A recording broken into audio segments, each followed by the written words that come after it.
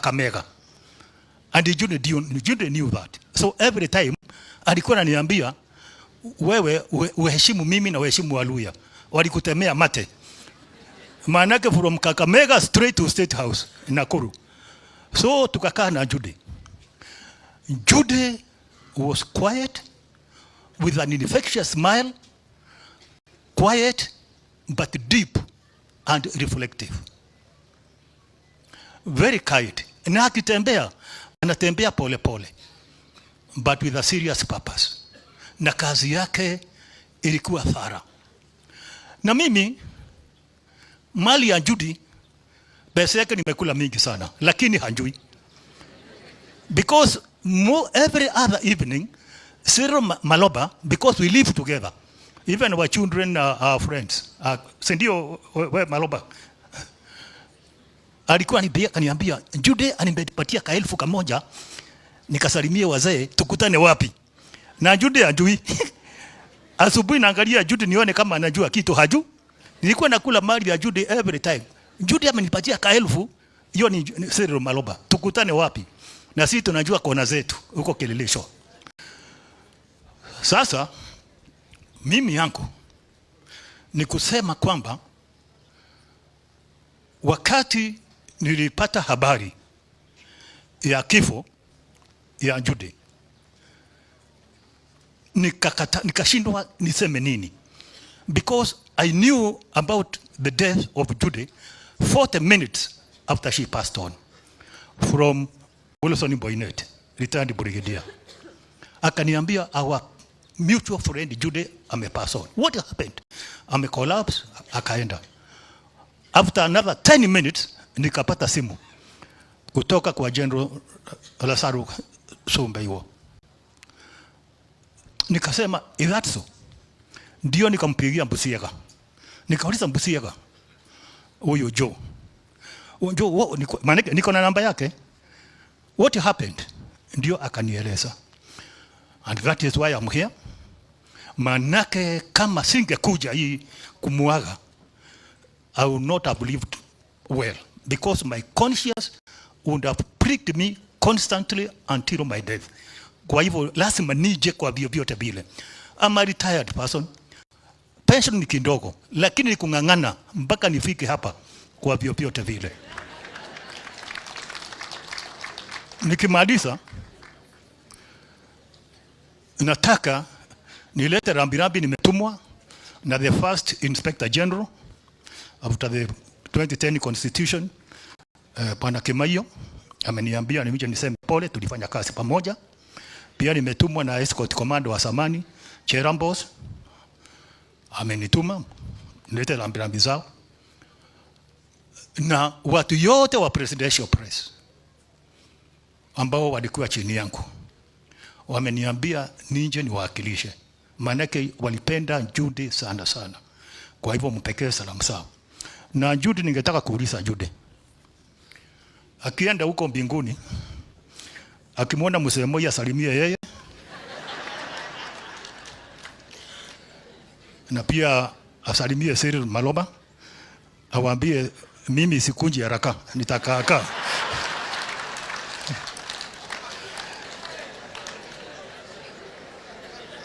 Manake ile kitu ya maana sana Judy amefanya. Kifo chake is an irony. Ameleta marafiki wale tulikuwa tunakaa pamoja zamani tukifanya kazi, kukutana, kusalimiana. Ametuleta hema moja. Otherwise, in what other forum would Lee Njiro atakaa na Honorable Musalia Mudavadi, Amosi wako, Siswila wako huyu, jeshi la mzee, Kangumu, General Kibwana, General Sumbeiwo, Dana Ameyo, na muona hapo nyuma Pastor Wita, tulikuwa samani akiwa nive tuna wewe najua Brigadier Boynet. Kwa hayo machache mimi nataka kusema hivi.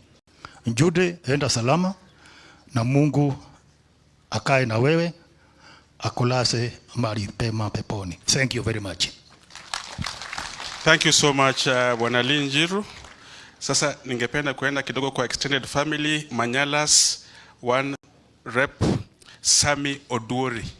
Sami Oduori from the Manyala. Sami Oduori, alafu Bashimuli, Chairman Ngaira Shikoli awe tayari. Kutoka hapo nitamuita Bwana Mheshimiwa Fred Ngumo, naye tena yeye ataalika hawa viongozi wengine.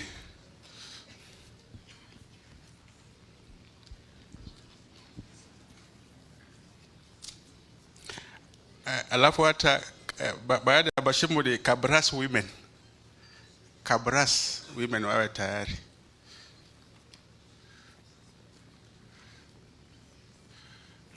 Kwa sababu ya muda tuwe kwa haraka kidogo. Kwa sababu ya muda, wale ambao watakuwa wanaongea, kwa sababu kanisa linataka kuanza saa 6 kamili.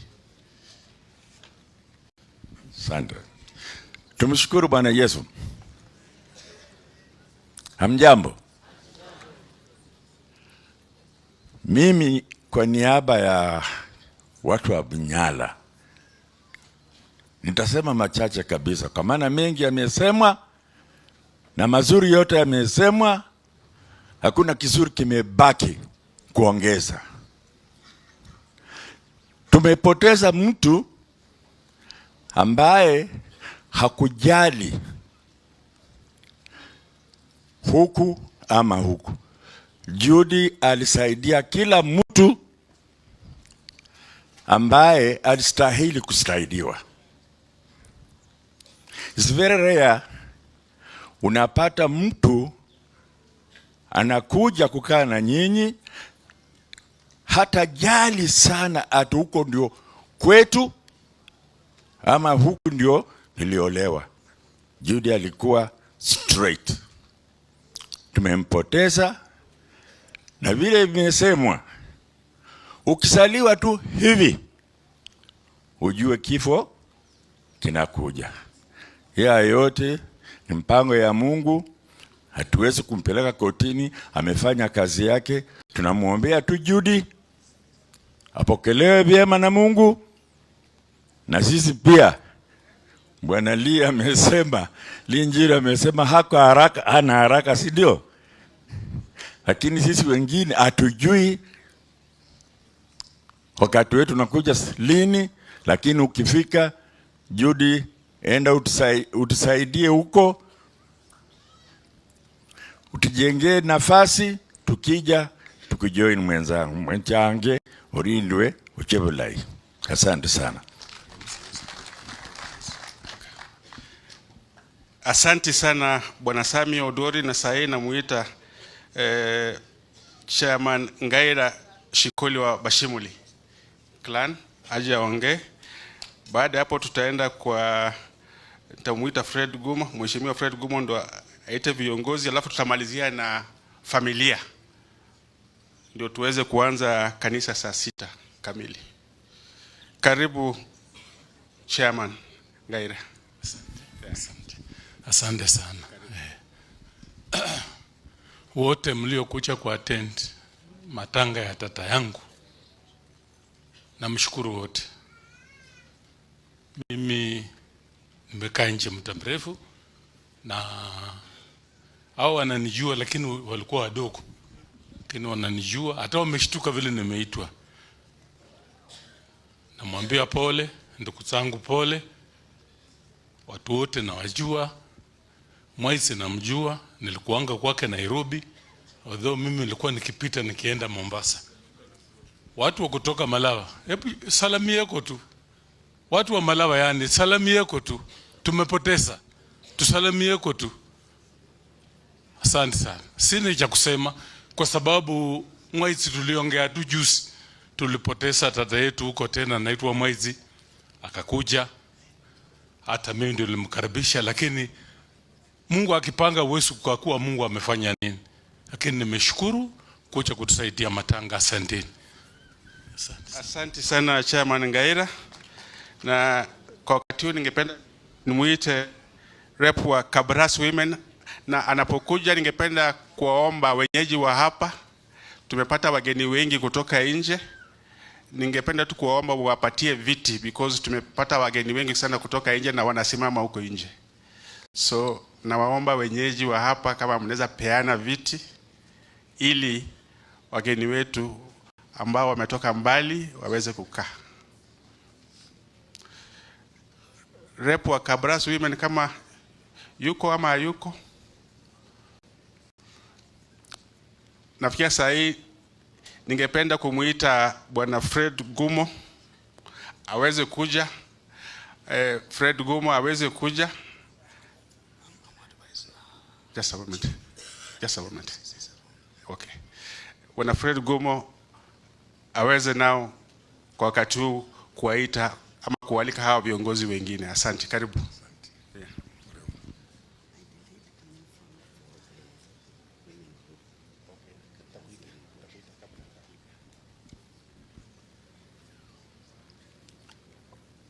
Watoto wa Judy na Cyril, jamaa yake, marafiki wote ambao wako hapa, na cabinet secretary wetu ambayo yuko hapa, chief Prime. Unajua sisi, uliona wale walikuja hapa wote ni watu wazee. Sasa saa zingine tunasahau, lakini hata alikuwa na sisi. Kwa hiyo grupu ya zamani hiyo, yeye ndio bado anaendelea kule, anatuchunga.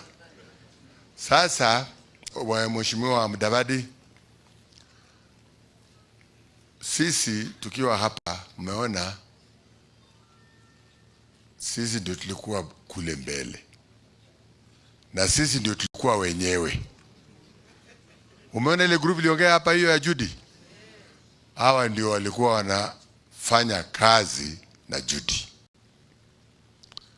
And Judy vile mnamuona hivi, she was the personal and private secretary of president for over 20 years.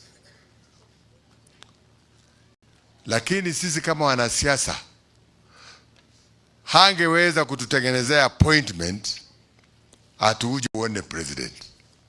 Anakuambia hiyo sio kazi yangu. Hata mimi nilikuwa rafiki ya bwanake sana, tungekaa mpaka usiku, lakini nikipiga simu kesho yake ananiambia mtu wa kutengenezea appointment ni controller wa State House, hapana mimi. Sasa wewe bibi ya rafiki yangu, upitishe tu habari. Anasema no. Kwa hivyo ukiona mtu anaweza kufanya na president kwa muda mrefu, huyo ni mtu ambaye anafuata protocol, anafuata sheria. Na huyo alikuwa Judy. Hata bwana yake, watu wengi hawakujua kama Cyril ndio bwana yake. Cyril alikuwa askari tu, very smart, anafanya kazi yake pia. Hata huwezi kujua kama Cyril, bibi ya Cyril ndio secretary wa Moi. Never. Walikuwa familia ambaye haikutaka kujionyesha. Hata mimi vile mnasikia hawa kiniita jeshi la mzee, na wakubwa wa majeshi wako hapa, lakini jeshi langu lilikuwa tofauti. Yangu ni tofauti, hapana ile ya uniform. Unajua katika siasa, ama nyinyi ambayo mko hapa, unajua kuna umbwa mbili, si ndio? Iko ile umbwa ya kienyeji na iko ile alsatian, ile nasimama masikio hivi. Ile ambaye ni ya kizungu, ukichapa mwenyewe kofi bado inataka kupima, ijue na hii mtu ambaye anapiga boss ni mtu gani huyu. Bado inapima, inataka kuangalia itapitia wapi kurukie. Ile ya kienyeji, ukipiga mkubwa yake inakurukia na roho yote, haina time ya kupima. So you have to be extremely careful. You are better off with the umbo ya kienyeji, ni mzuri kuliko saa nyingine ile. Ile unaweza kufa kabla ile hajafika. Kwa hivyo mimi yangu ni kurudisha tu asante kwa Judy kwa ile kazi alifanya. Judy hapa shambani, she was a very good farmer. alipanda chai, amepanda kila kitu. Cyril, my friend, alikuwa mungwana, anapiga viatu yake rangi, anavaa shati nyeupe na suti ile safi. Hakukuwa na time ya hii, yeye anakuja anaingia ndani ya nyumba. Kwa hivyo Judy alichunga familia sana, and there were people who knew what to do. Na alichunga President Moi mpaka siku ile ya retirement. Hata maafisa ambao unaona hapa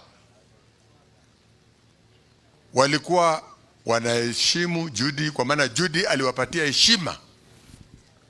Wakifika kule kama maafisa wa serikali, anawaambia keti mahali fulani, president atakuja atakuita, in a more polite and respectful manner. Hakuna maneno ya kusukumana. Ndio unaona hawa wamekuja hapa wote. Lee ambaye umeona hapa, nilikuwa mnajua radio ikifika saa 7 kila minister yuko kwa radio. Anataka kusikia kama bado anaendelea na kazi ama kazi imekwisha. Lakini Moi anaandika, anaambia Judy, Judy anaandika, Judy anapatia Lee, Lee anaenda kule kwa KBC. Hata ukiongea na Judy uwezi kujua kama wewe umefutwa. You will never know. Lee anafika pale, yule mwenye kutangaza kwa radio anatangaza kama Lee amekaa pale. Hata yule hana time ya kuambia mtu mwingine. Akishatangaza Judy, Lee anachukua karatasi yake anarudi State House. Kwa hivyo secret ile hujajua huyu Judy. Na ile mwembo ambaye amekuwa hapa anaitwa Lee Njiru. Those are people who never gave any secret information to anybody. Walikuwa ni kama walikula kiapo kama hawa ma generals. Kwa hivyo sitaki kuchukua muda mrefu, sisi tumepoteza. Judy why I'm really touched, alipotoka kwa retreat kule Eldoret on Friday, akafika town, akaambiwa niko town. Akaanza kunitafuta, wakaambia nimeingia hapo kwa bank. She came to the bank, akanipata pale, tukaongea. That's Friday. Akasema sasa anaenda nyumbani. Good Friday. Sunday ambayo ilikuwa siku ya Easter, siku ile Yesu alifufuka, kijana yake JB ananipigia simu around 2 o'clock. 1-2 kaniambia, Uncle, tumepoteza Judy. Akasema, Judy gani? When she told me, I couldn't believe it. Lakini yote ni ya Mungu. The only thing I can tell you, watoto wa Cyril, ni ya kwamba Cyril and Judy loved each other very much. Walipendana sana. Na unajua mkipendana bwana na bibi, mmoja wenu akienda ni rahisi sana kuitwa pia. Rahisi sana. Lakini kama ulikuwa pengine mkora unaweza kukaa. Lakini kama mlikuwa na mapenzi, ile serious mapenzi kama Judy na Cyril, you can never live long. Kwa hivyo Judy, Cyril amefika kule akasema, bibi yangu, come. Kwa hivyo she's in a good place, she has joined her husband. Lakini nyinyi pia sasa ni watu wazima, mjipange. Nyinyi si watoto sana, kuna younger ones, but please look after yourselves. Wale wazee wakubwa wachunge wadogo. Lakini kuna ugonjwa mmoja hapa ambaye nataka lazima niwakumbushe.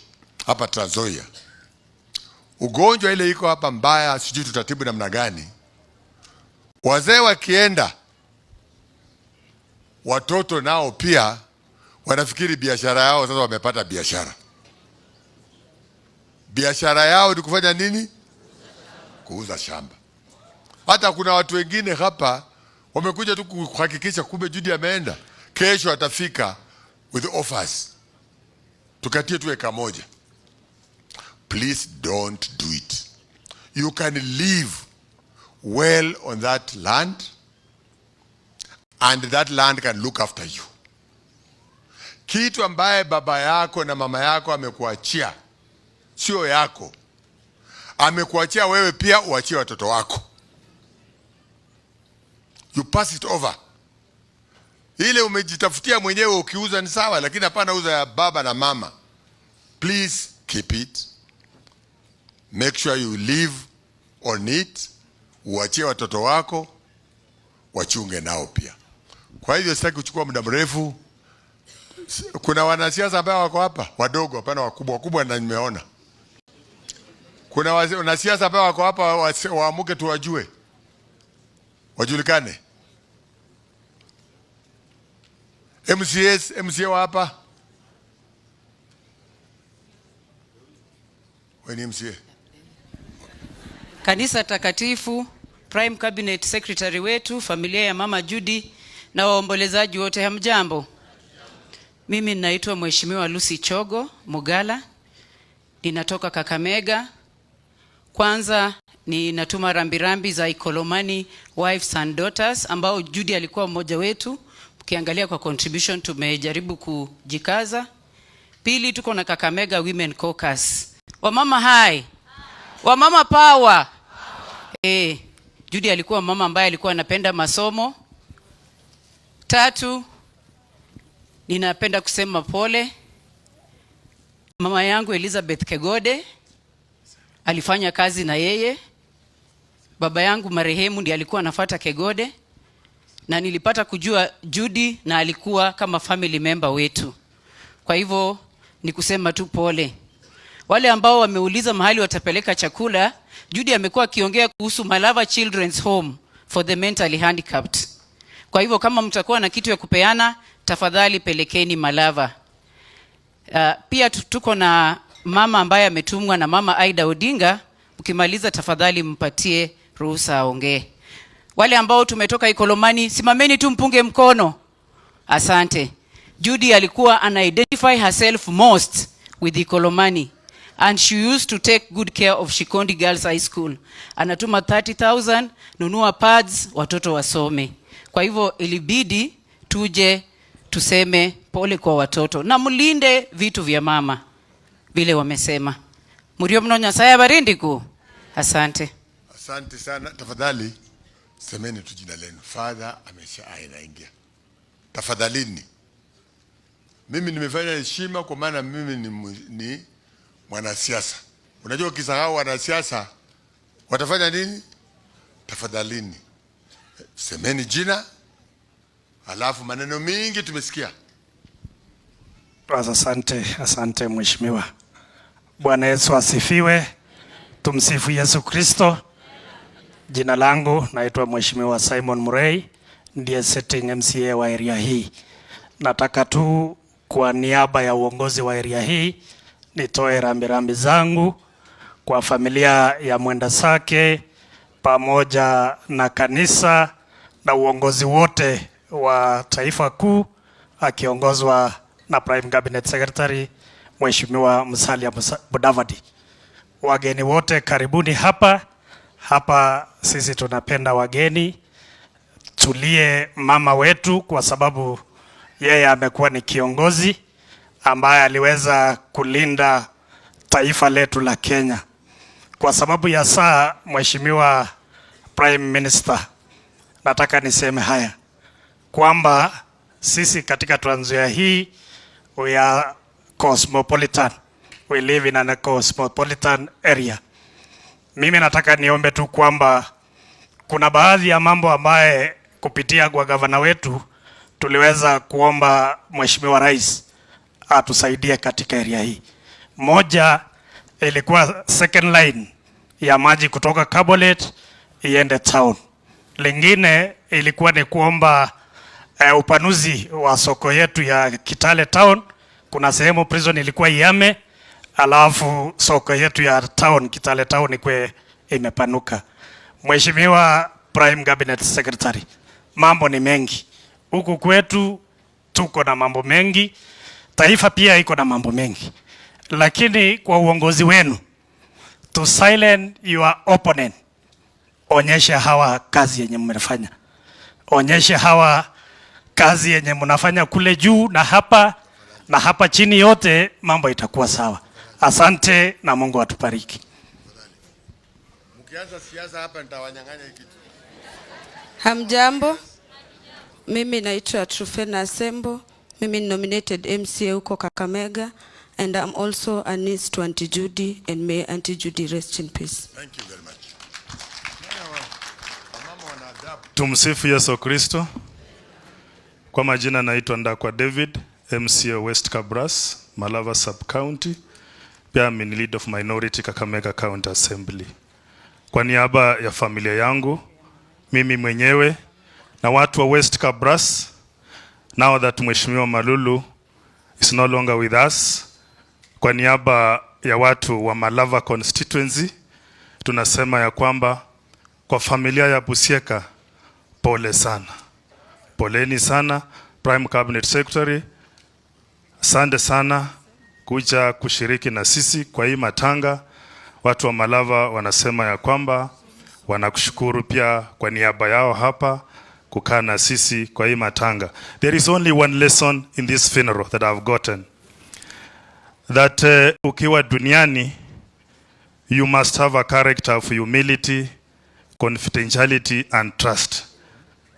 Ndio maana watu wanaweza kuja na wakae kama vile wamekaa hapa. Kwa familia, poleni sana na Mungu awabariki. Asante sana. Tafadhali. No. Sema hapana soma speech. Okay. Huyu ameleta rambe zake zinatumwa na Judy. We can't have everybody. Bwana asifiwe. Bwana asifiwe tena. Waluya anasema pole kwa kupoteza. Judy is my cousin, and I'm standing here also on behalf of Mama Aida Odinga, working with the Odingas. So nimeleta rambirambi za Mama Aida Odinga, and above all tumelearn ya kwamba Judy loved prayers, so we shall continue in the same mood. Mbarikiwe. Asante. Thank you very much. Okay, asanteni sana. Sasa nimemaliza huko. Kuna kitu kimoja ambacho ningependa niwajulishe. Mnajua tuko na Prime Cabinet Secretary. Anaitwa Musalia Mudavadi. Na mimi nitawaambia kitu kimoja tu. Mnajua sisi hasa Waluya,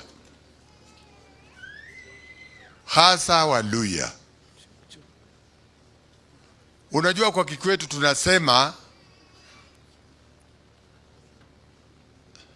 njiriachi haya yao ibairimo, si ndio? Yaani ng'ombe zikichungwa pale, ukionyesha wengine, lazima yako iwe ndani. Yako ikiwa haiko ndani, huwezi kuonyesha. Na sisi tuko na kiongozi wetu. Amepewa nafasi ya mkuu wa mawaziri. Ni lazima tumpatie heshima. Lazima tumpatie heshima. Kwa maana asipopewa heshima na watu wake, watu wa nje watampatia heshima namna gani? Sijui mulirogwa. Wewe hujapata nafasi, ngojea election ikifika, simama, ukipata nafasi yako, basi sawa. Lakini hapana kuwa ati sasa ukiamuka ni kupiga piga yule, na yeye ajali, hajasema, hajataja hata jina lako, na wewe una kazi yako ni kupiga yule kiongozi tu. Sasa yule mkubwa yake akijua watu wake hawana heshima kwake, watampatia heshima kweli? Watampatia? Mudaranga murie. Mimi nawaambia, kwa maana mimi ni mwanasiasa, na mimi nilikuwa mwanasiasa kwa miaka mingi, kwa maana niliheshimu wakubwa wangu. Sisi tulipokuwa katika cabinet ya Moi tukiwa mawaziri kutoka Western, we never used to attack each other. Never. We respected each other and we must respect each other. Wewe fanya siasa, watu wako wengi dunia mzima. Ongea nao, watafuta kiti chako. But don't attack each other. Tunapoteza heshima. Mimi nasema namna hiyo, not because I'm favoring anybody. Kwa maana mimi sio bibi ya mtu. Mumura nande mambo akaba walaga si adona nande banuina. Mimi natoka hapa naenda kwangu. Hao namna gani? Na ukiwa mwanaume au mwanamke, hata ukiwa mdogo, hata ukiwa unakaa kwa nyumba ya nyasi, huko kuna kwako. Hata ukiwa mwanaume ambao ni mkubwa namna gani, na unapata bibi ya mtu analala kwa gunia, hana hata kitanda, hata ukitongoza yeye atakataa wewe. Usije ukafikiria ati kama unalala kwa kitanda utakuja kwa bibi ya mtu ambaye analala chini, atukiambia ataamuka tutakusema twende. Hapana, atakwambia mimi niko na wangu bwana. Hao namna gani? Kwa hivyo mimi ningeomba tupatie heshima Mheshimiwa Mudavadi. Tukiwa na matatizo twende tumwambie, atupelekee mbele. Each community must have a leader. And that's why we are not even able to produce a leader. Because we are always attacking each other. We must line up ourselves behind one leader so that he can talk for us, but not keep on criticizing. Hata ikiwa dume, wale hapa ni wakulima wako hapa, ndio ni ng'ombe wa dume wenye ipande. Umechukua ng'ombe ya kike umefungia pale, umepelekea dume. Unajua tena tule tudogo pia tukichoma choma yeye atapanda kweli? Anaweza kupanda? Inajaribu kupanda ikuzalie mtoto upate maziwa, na kuna twingine tule tudogo tudogo tunachoma matako huku na huku. Atapanda? Tutakosa maziwa. Asanteni sana. Haya, sasa namuuliza bwana wako yuko hapa? Oh no, Dr. Wekesa amefika hapa. Wekesa ali? Dr. Wekesa yuko hapa? Ni mzee wetu wa hapa, Tafadhalini mimi nawaomba tusijasema kitu mbaya. Lakini yule amekasirika aende tu polepole akasirikie kwake. Familia ya marehemu Judith,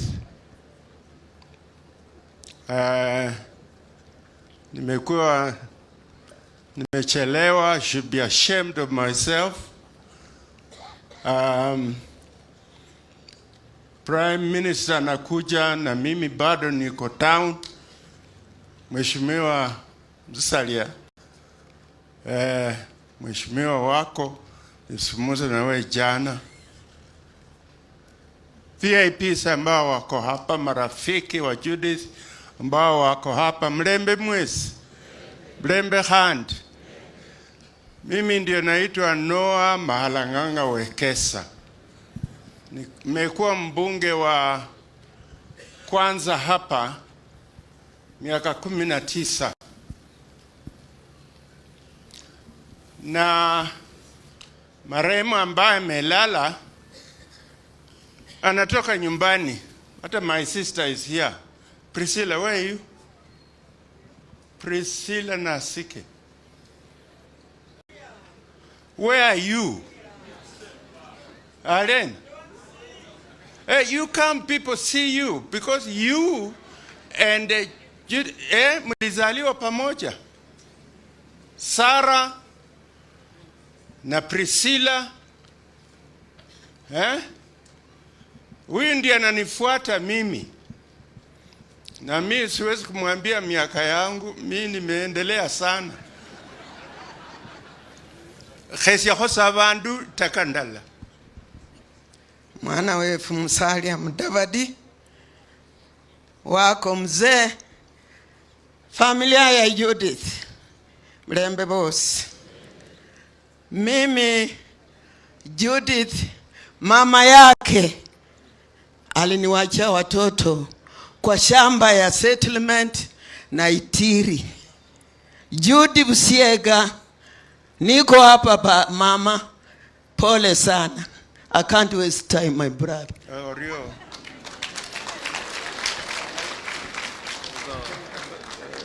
Mimi ningeua mama huyu angezaliwa. Tumebaki wawili na nilijua yuko hapa na nilijua ya kwamba kwa familia hii wanajuana sana. Mimi nikiwa kwa bunge nilikuwa na kazi rahisi sana. Nikitaka kuona President, our late President Moi. Kwa sababu yule ambaye alikuwa secretary wake alikuwa anatoka nyumbani. Na mchira sakalane mbolane nyakhulolo musakhulu. Na arrange. Na mimi naenda kumuona. Hata siku moja maajabu. Judith aliarrange wakati president anakuja hapa Trans-Nzoia. Nikaambiwa tu president anakuja chai kwa shamba yako. And that was arranged by Judith. Moi alikuja kwangu akakaa 2.5 hours.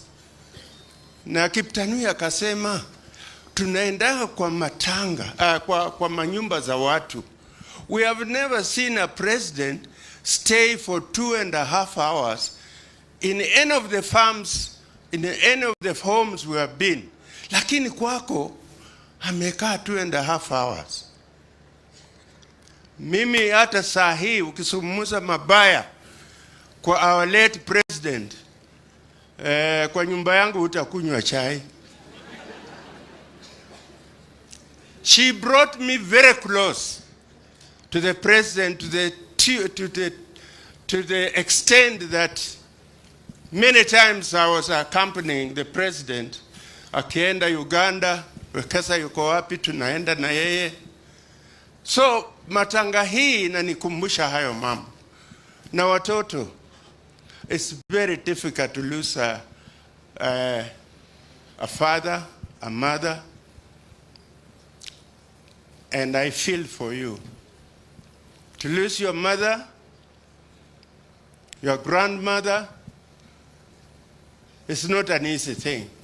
We're here to support you and tell you that hii matanga inatembea kwa maboma. Leo ni hapa. In fact, the other day we were here tukizika mtoto wa Chirongo. It's about 5 weeks ago, 6 weeks ago, we were here. Hii matanga inatembea. Kwa hivyo mimi nitasema tu pole. Sitaingia kwa siasa mrefu ya huyu, lakini ni kusema ya kwamba si tunatambua Musalia. Hakuna mtu mwingine tuko naye huko juu. Hata mimi nikitaka kuona the president, ngao hata president amekuja kwangu mara nyingi, lakini saa hii nikitaka kumuona mimi napitia kwa huyu waziri. Nataka kumuona. Na nitakuja kwako.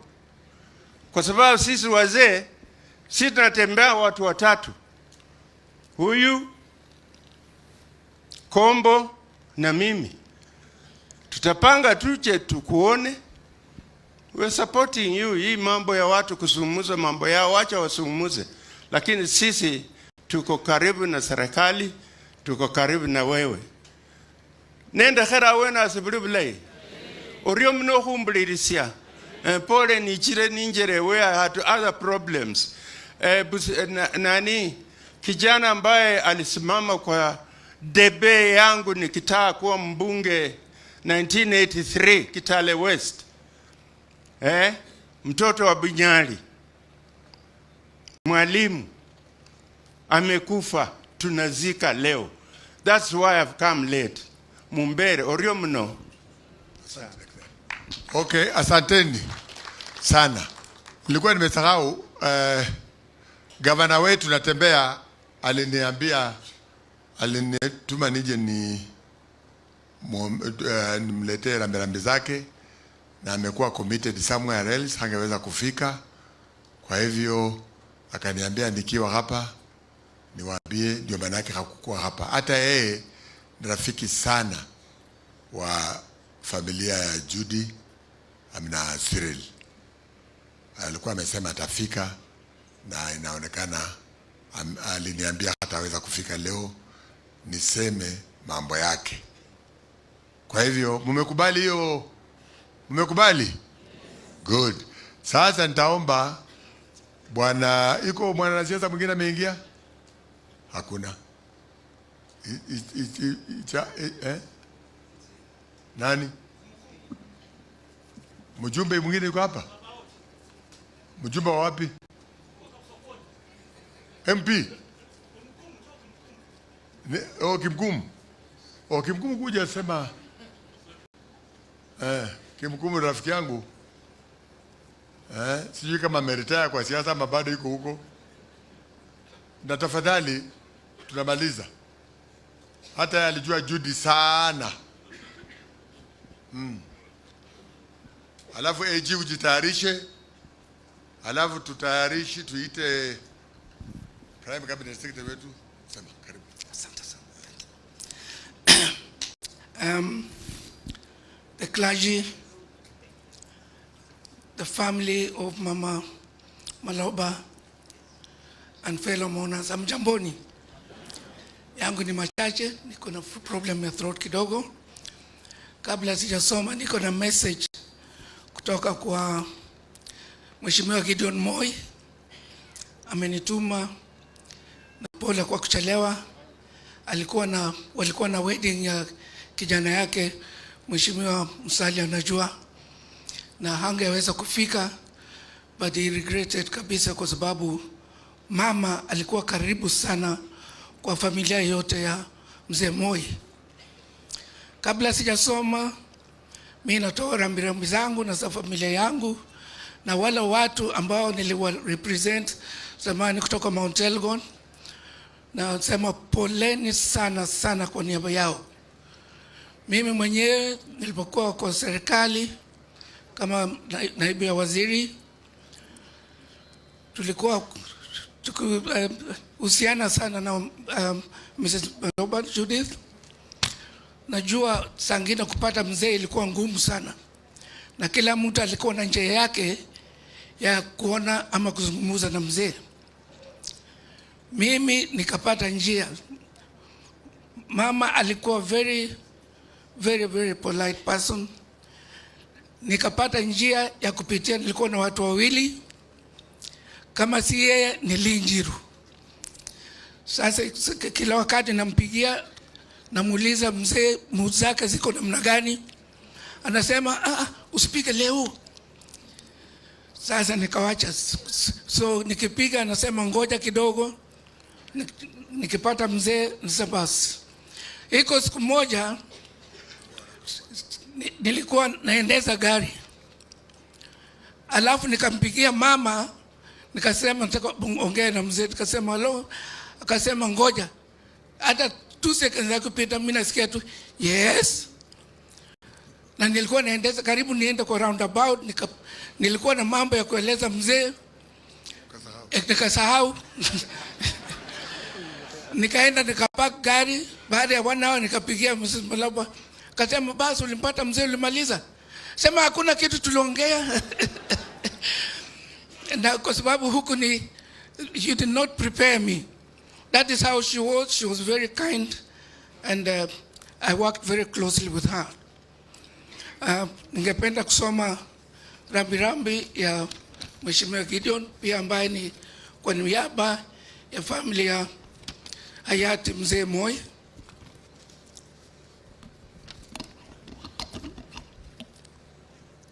And I'll read.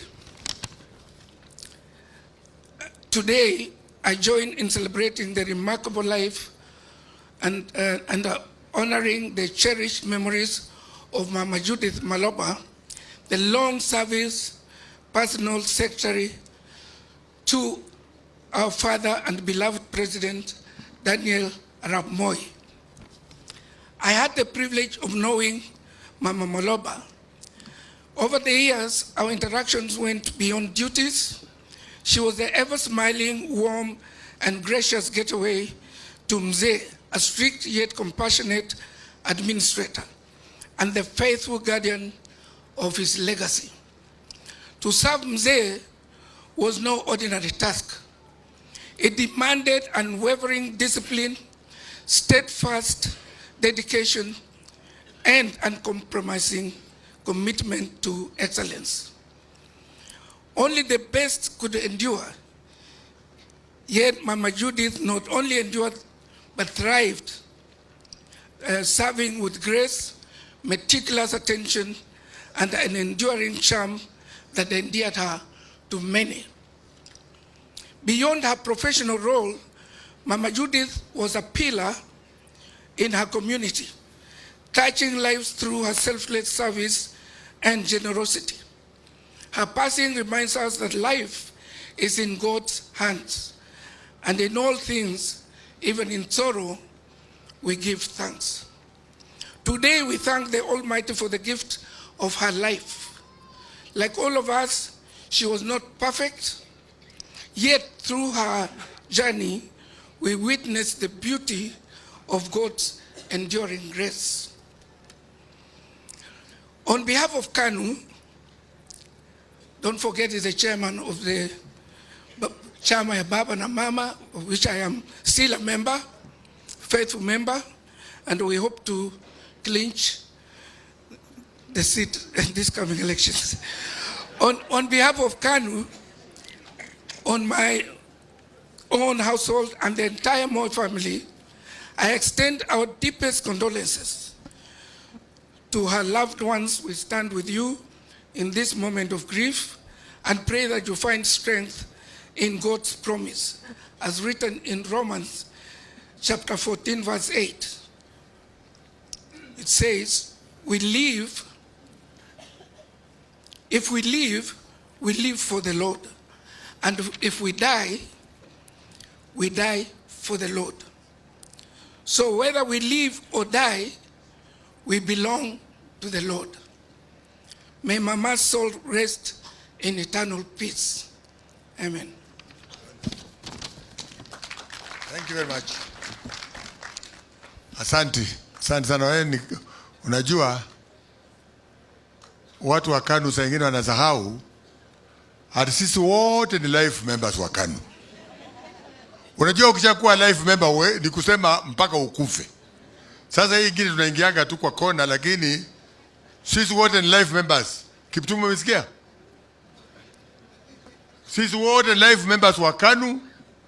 Hii ingine watu hawakuingi life member. Kwa hivyo don't worry, we are there. Sasa nitachukua nafasi hii niite AG, former AG, aje naye pia atoe rambirambi lake. Unajua AG bibi yake na Judy ni madada. Ichano bwana. Wala manu kama siekera. Sialo siekera lero bwana. Sialo siekera sidinyu. Thank you, General of Jeshi ya Mzee. The family of Judith Maloba. Watu wa Trans-Nzoia, watu wa Malava,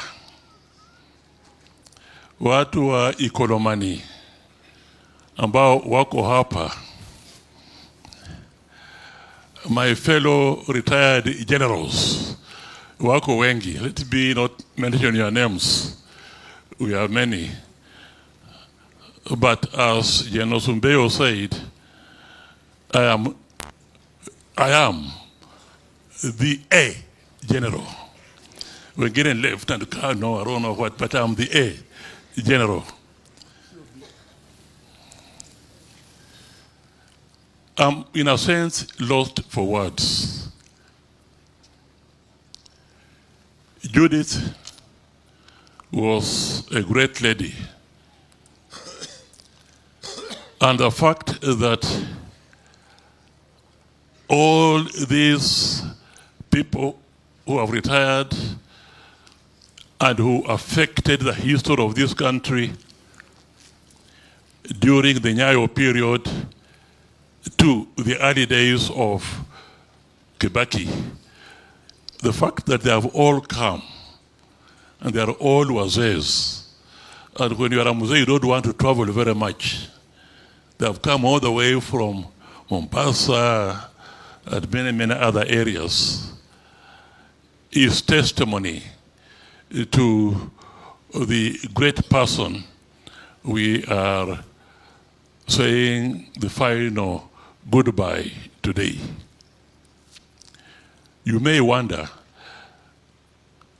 the reason why I was hesitating to come here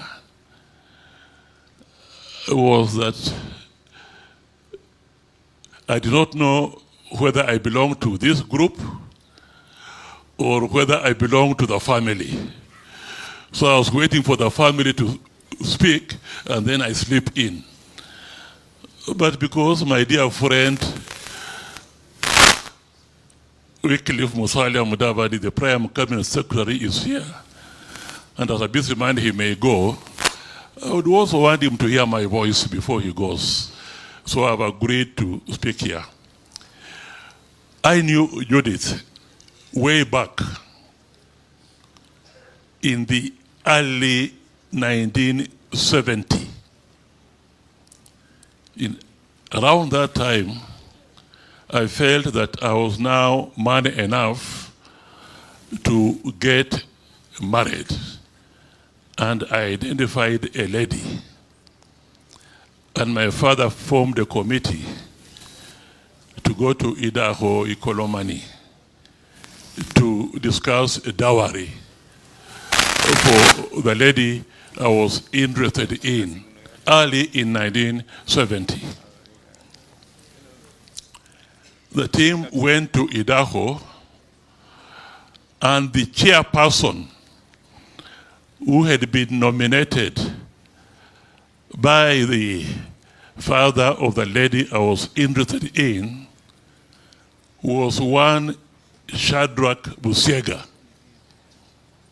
He's the one who chaired my wife-to-be side, and Philip Masinde chaired my side.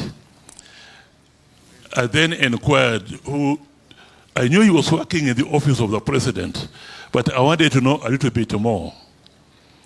But what struck me about him was his sense of humor. He had a great sense of humor, and he made me, who was a bit trembling, feel very much at ease. Just like Ling Jiru makes everybody at ease. And I can say, Ling Jiru, that your sense of humor has not left you. It is still with you. Now, Shadrach Busiega was the father of Judith. And they were not only very closely related, they were like brothers, but they were very close friends. And because of that, I got married, they came to my wedding, all of them. Some of them who are facing me here now were small, were turtles playing around. And I can also tell you that I went to the wedding of Judith, I believe on 8th of May, 4 days after her 26th birthday. I was there and I witnessed that wedding. And of course, through family gatherings and so on, I have come to know her, first of all, in the social family setting. And I can tell you that in the social family setting, Judith was a leader, very dependable. And you could see that if anybody had an issue, she was the first person you thought of going to consult for advice. Later on, as you know, Judith worked for, as has been stated here by many, Daniel Toroitich Arap Moi. During the period I was the Attorney General of the Republic. And it may be no accident that he served for a very long time as secretary to Daniel Toroitich Arap Moi. And maybe through her, I managed also to serve a very long time, because there was somebody whom I could contact at any time I wanted to see the president, somebody I could contact at any time whether the atmosphere was right for me to go and see the president. But after knowing how the president is, I would then telephone the State House controller and make an appointment. And it was always there. Except on one or two occasions, on purely family matters, my sisters-in-law, if there are any, here I can't see properly these days. Siji Eda iko wapi? Yeah, iko hapo. Any of your other sisters?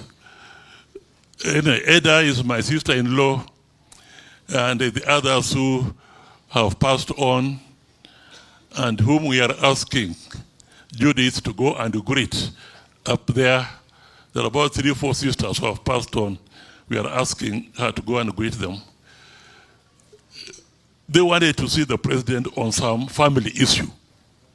And I did not want to go through the State House controller, or I did not want to use my position as Attorney General. So Judy became very handy on that occasion, and she made an appointment, and I took all my 5 sisters-in-law and brother-in-law to go and see the president. That was Judy. We are really, really going to miss her. As everybody has said, Judy was not only a loving wife, she was an extremely loving mother, concerned very much with the welfare of each and every person, particularly the children. Charles is here, is now staring at me. Charles will remember that during those days I used to come to Geneva. I would stay there for 2 or 3 months. You are also there working at the embassy. And you remember that on each occasion, I would come to you with messages from Cyril and Judith, or from Judith alone, or from Cyril alone. And both of them, Cyril and Judith, will tell me, Omanye, gochitanga Geneva, Charles Ario. Charles no mwana uo. In other words, Charles is also your son. Now go and tell Charles 1, 2, 3, and 4 things. And I would come and convey that message. And you will react, of course. And I will tell him that any muborera, the Charles Abolanga 1, 2, 3, and 4 things. What it was will remain a secret between me and Charles and Cyril and Judith. But it showed me that he was very much concerned with each and every one of you. Cyril himself, of course, as Gumo has stated, was very meticulous in the way he dressed. He was very disciplined. He was a gentleman of the highest order. And he used to visit me from time to time, and he had a particular drink that he liked. And when I opened a bottle of that drink, if he left, it meant, if you opened a bottle, it meant that that was his bottle. And if he drank just one or two things and left, we would mark which level it has reached, and I would keep it for him for the next visit. That's how very, very close we were with the families and so on. We are going to miss Judith. Really miss him as a family and as a friend and somebody you could really look to for advice. I will just finalize by saying the advice she gave me. Now, about myself. Judith, about 5-6 years ago, she gave me some advice which she repeated recently. She said, I'm now in Kitale, I've built, and farming is very, very good. You have a plot in Kitale. Why are you not putting up a structure in your plot so that you can also be coming, now that you are retired, be coming and staying and farming in Kitale? I want to assure you, Judith, I'm now following that advice very closely, ably advised by wazee wa Trans-Nzoia, who are also farmers. Like Gumo here is advising me on it, and so on. So Judith, I'll follow your advice. But thank you, Judith, for having been a mentor, for having been an inspiration, for having served the people, I would say, of Kenya as a whole. May the Almighty God rest your soul in eternal peace and give the children particularly strength, comfort during this period of grief, and may they now, both of them, take care of your interest from heaven. And you know, when they take care of your interest from heaven, it's very powerful. So be also grateful that they are up there. One thing, I know Mzee Gumo, on behalf of Banyala Wazes, has advised you kidogo. Mine is just to tell you that do not do anything that you think your father and mother would not like. Just that. Behave as much as you do everything else, but not what your father and mother would not like. Thank you. Thank you. That is the former AG. What he did say, no,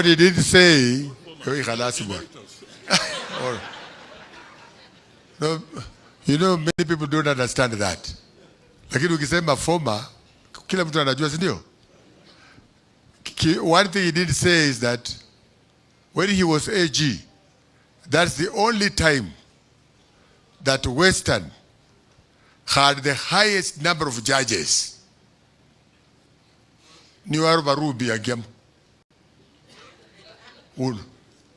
He did a good job.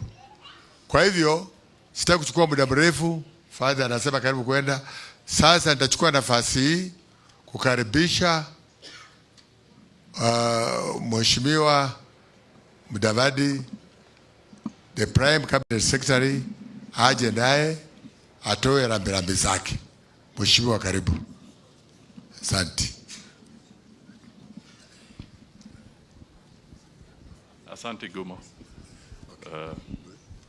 Sijui kama nasikika. Hai, familia ya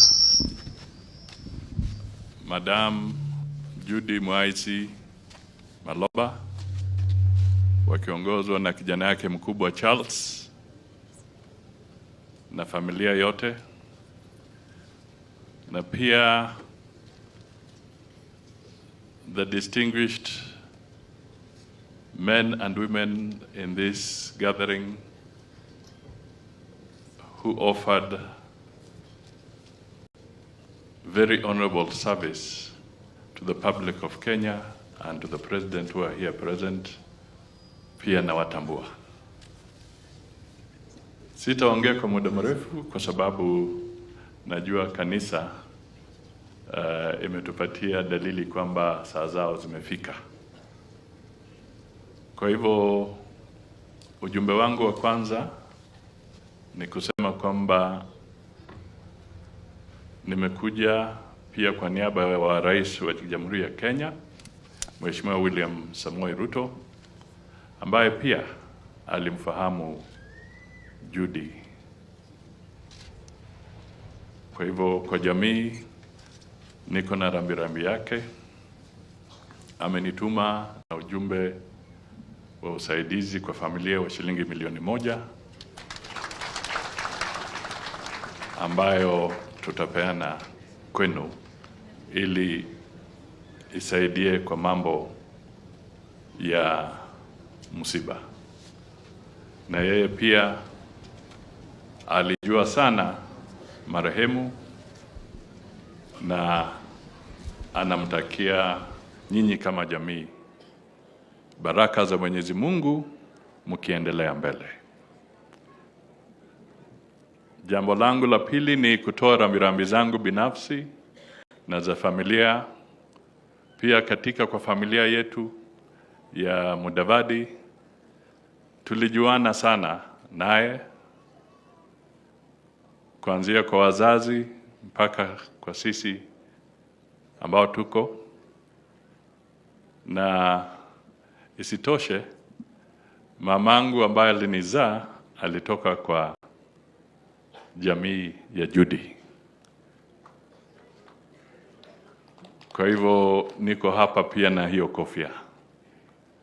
Na ukiona hiyo jina Judith Maloba Mwaitsi, kwa wale ambao hawajui Kiluya vizuri, Mwaitsi is a shepherd, yule ambaye anachunga the herd. So in a way, when you listen to the description they have given about her life, she was truly a shepherd. And for that, we honor her. Now, let me say only 2 very brief things. A country thrives when the institutions that give guidance are respected, are nurtured, and are protected. And the most critical institution in our constitution is the presidency. Now, there are many ways to protect and guard the presidency. You can do it in a specialized way, the way our security people do. You can also do it by being a dedicated public servant. You can also do it by maintaining dignity and decorum to that office. Madam Judy worked with dignity, with respect, and in her own way, she protected and guarded the presidency.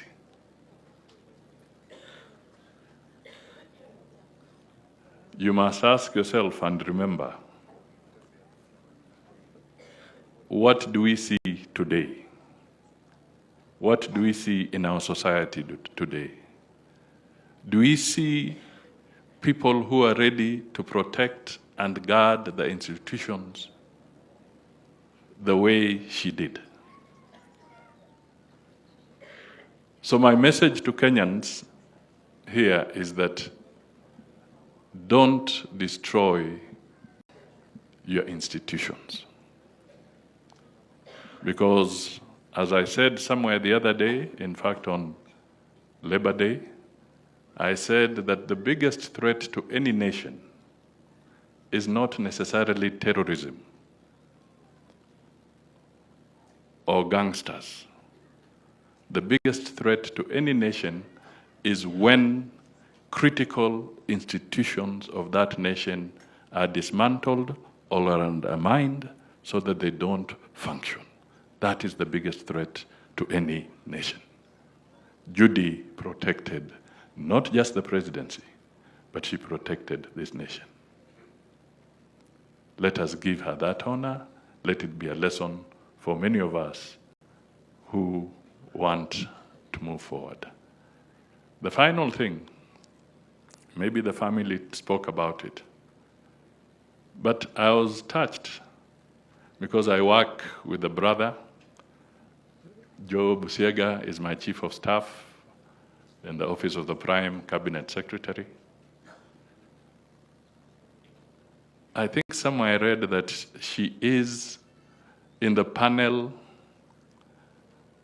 that was working on the beatification of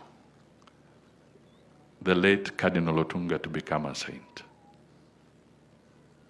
So you must ask yourself, if an individual can be identified by the Catholic Church to be part of that very delicate and honorable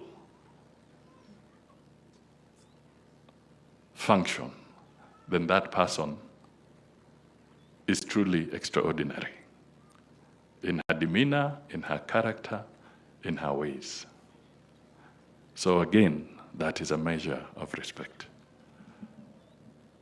La mwisho, to Kenyans, let us be united. Let us not encourage a culture of lies and believing in lies and talking lies and eating lies and sleeping lies and waking up lies. Yani vandu vakuoneka ni uveshi vuza badumura vuza uveshi vuridiko.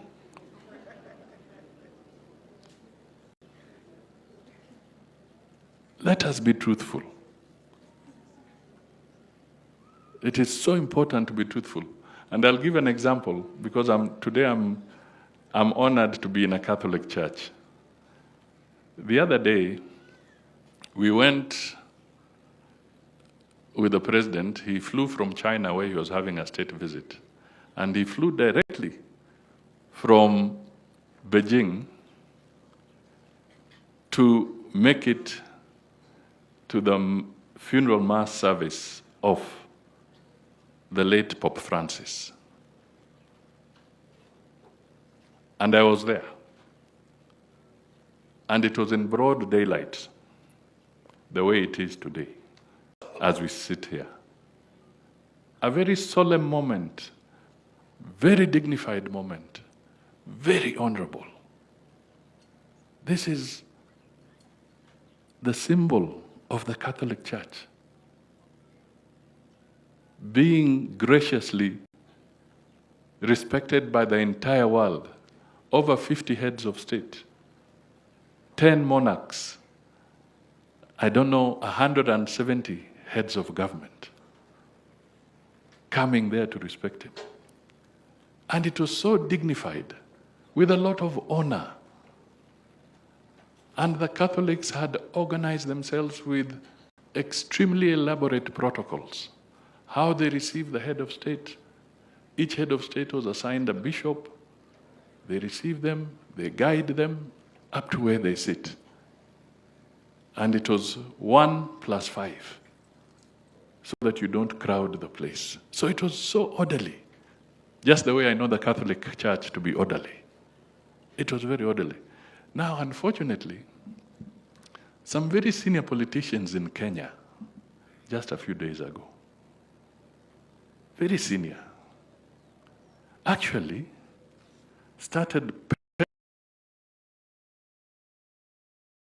like that one, saying that candles were being given to the president And the candle of President Ruto went off.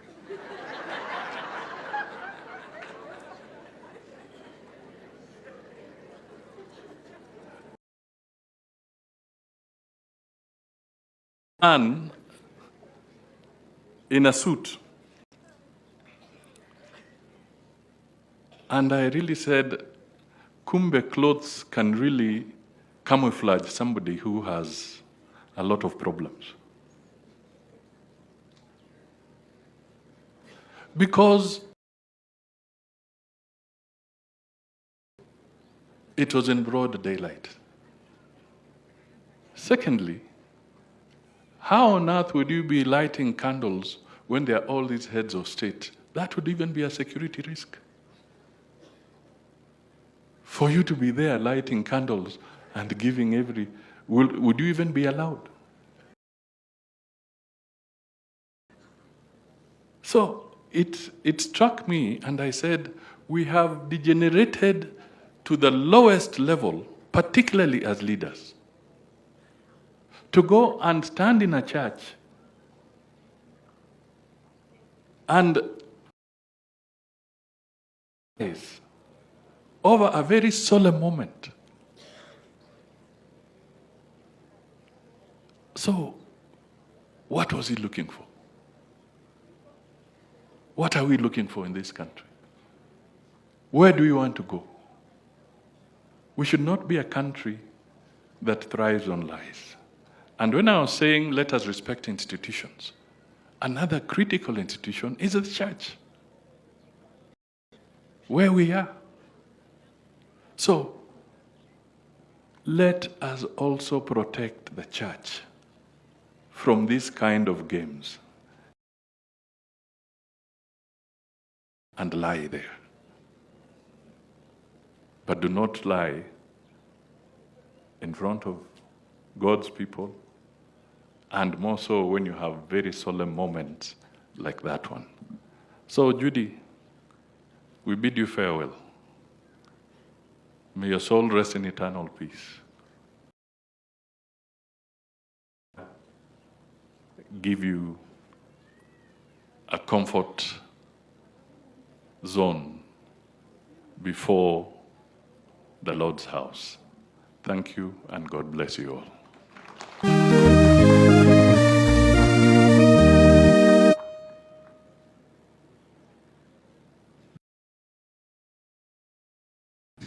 Thank you so much, our PCS, for your very kind words. It's now time for the family, and I'll start with the brothers. That is Agrish Bachi to come. And I want to recognize the presence of the ACC president, our ACC, our DCC, our senior Inspector General of Police, Opicho, our DIG of Police, Masengeli, Chairman Public Service Commission, Ambassador Mushiri, and also our former CS, Madam Nakumicha. Thank you so much for coming.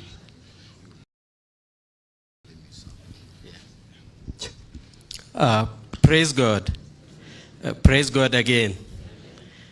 Thank you, the Catholic Church, distinguished guests, family, and fellow mourners. Good afternoon. As I stand here as Judy's brother, it's a very difficult time. I'll start from maybe what I would have finished with so that I don't miss it, since we don't have much time. I would say Judy lived a very good life, all her life. I'm the one who comes after Judy. We have about a 2-year separation, so I would have a good idea. Maybe 2 or so of us here are the ones who Rose and Shadrach Busiega tried their best to give the children the best life they could. And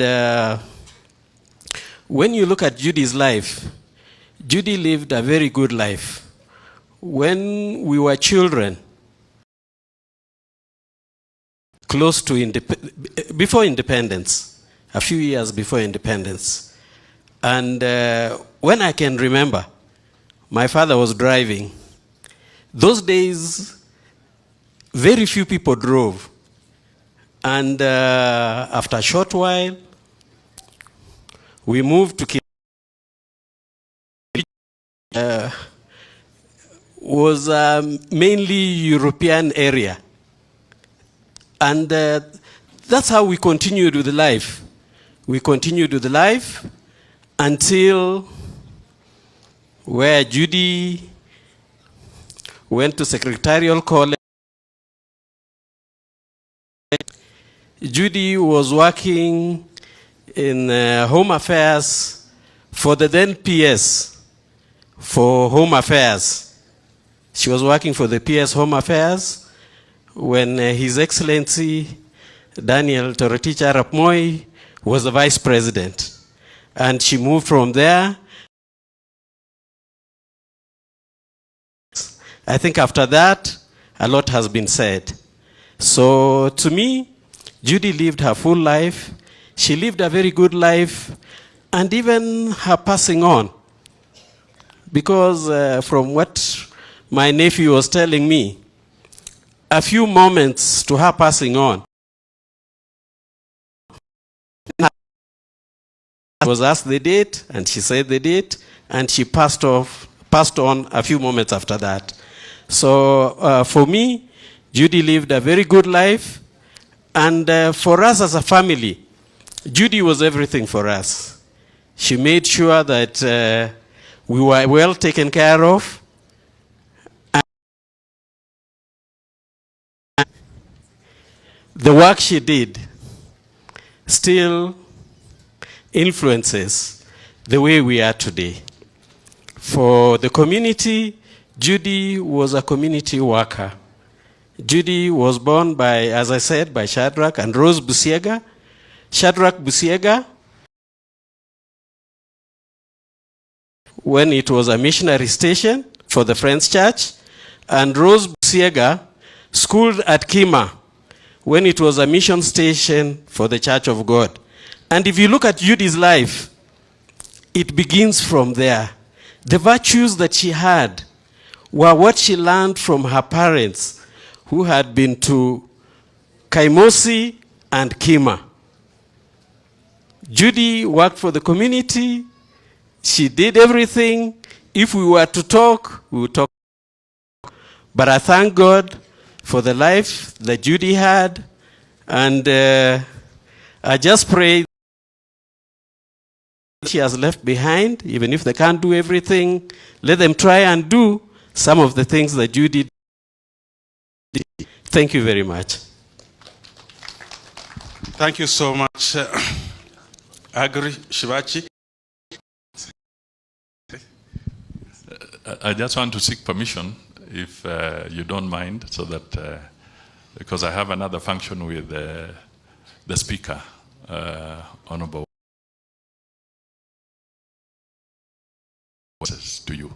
So with your permission, please allow me to exit a bit early. And